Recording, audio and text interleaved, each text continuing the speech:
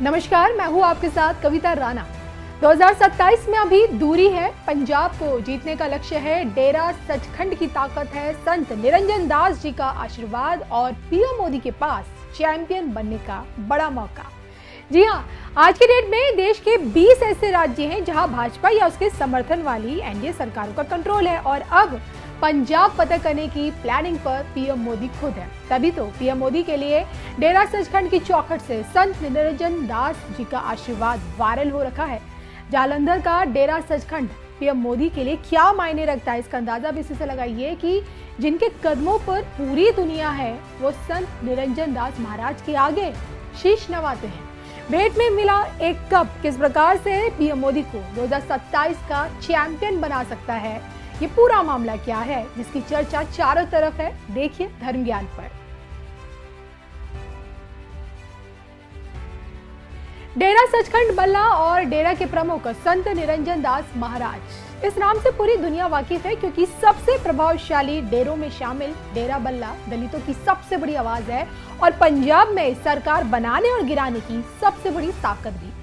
दरअसल डेरा बल्ला रविदासिया समुदाय का सबसे बड़ा केंद्र है। तभी तो इसी महीने की 1 तारीख को यानी कि 1 फरवरी को गुरु रविदास महाराज जी की जयंती के मौके पर खुद पीएम मोदी संत निरंजन दास महाराज जी से मिलने उनके इस डेरे पर पहुंचे और इस मुलाकात में उनका एक पर्सनल टच दिखा।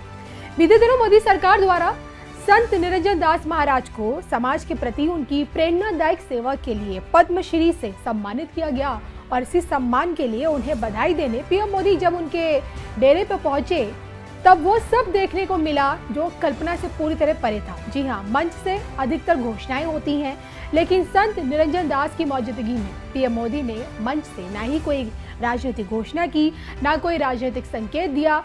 जो कुछ भी घटा वो शब्दों से कहीं ज्यादा गहरा था। जी हाँ, ये तस्वीरें ऐतिहासिक और असाधारण है क्योंकि श्री गुरु रविदास जी की 649वीं जयंती पर जब पीएम मोदी संत निरंजन दास महाराज जी से जब उनकी मुलाकात हुई, दुनिया को एक इंसानी जुड़ाव देखने को मिला। इस मुलाकात में एक तरफ जहां पीएम मोदी ने पैर छूकर सोचे प्रणाम किया, तो वहीं दूसरी तरफ संत निरंजन दास महाराज की सम्मानजनक भाव भी दिखे पीएम मोदी के लिए। और इसी मुलाकात में आगे जो कुछ भी हुआ जिसने पंजाब में पीएम मोदी के जीतने पर एक बार फिर से मोहर लगा दी है। पहली दफा सोचे सत्ता, सुरक्षा और प्रोटोकॉल, ये तीनों चीजें पीएम मोदी और संत निरंजन दास महाराज जी के पीछे नजर आई। इस अनौपचारिक माहौल में संत ने अपनी जेब से कुछ रुपए निकालकर पीएम मोदी को प्रसाद के रूप में भेंट किए, जिसे स्वीकारते हुए पीएम मोदी ने कहा कि वो इस राशि का उपयोग किसी पुण्य कार्य में जरूर करेंगे। और इसके साथ ही संत निरंजन दास महाराज जी ने चाय का एक कप भी पीएम मोदी को भेंट किया।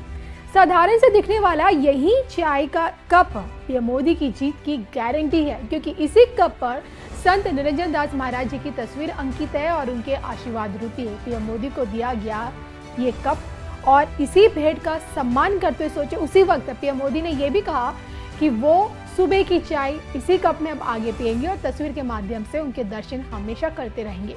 तो इन दो महान विभूतियों के बीच लगाव इतना गहरा था कि जैसे ही पीएम मोदी ने उनसे जाने की इजाजत मांगी, खुद से पीएम मोदी का हाथ थामे संत निरंजन दास सीढ़ियां उतरते हुए नजर आए।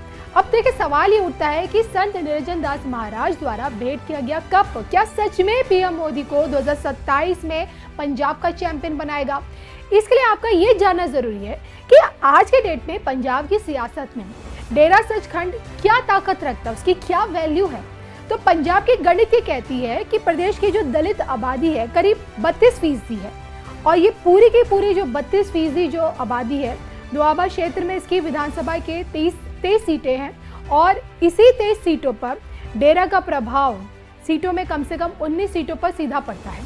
अब अकाली दल से हुए ब्रेकअप के बाद बीजेपी फिलहाल तो देखिए पंजाब में अकेली है और अकेले ही उसे 2027 में पंजाब भी जीतना है, जिस पर फिलहाल आम आदमी पार्टी की पकड़ है।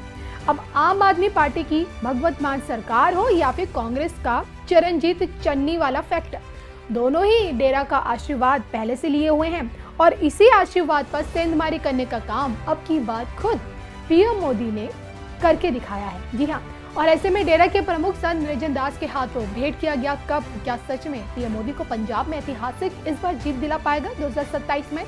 कमेंट करके बताइएगा जरूर।